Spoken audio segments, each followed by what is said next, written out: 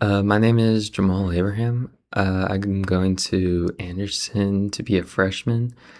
This internship taught me fundamentals of building websites such as HTML, CSS, and JavaScript. At the beginning, I didn't know much of anything, but this internship was patient and was always there to help. So I learned a lot within the last weeks. I created different projects aimed to help others. And if I could, I'd like to continue my knowledge to become a software developer in the future. Study website, me, Jamal, Gabe, Jason, and Nicole.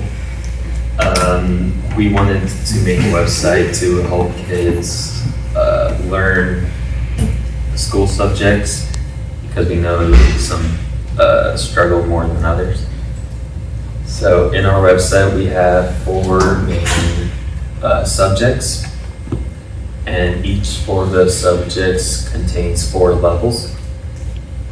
So that way kids can learn based on their level and get better. And then each level has a question page so that you can study on your own.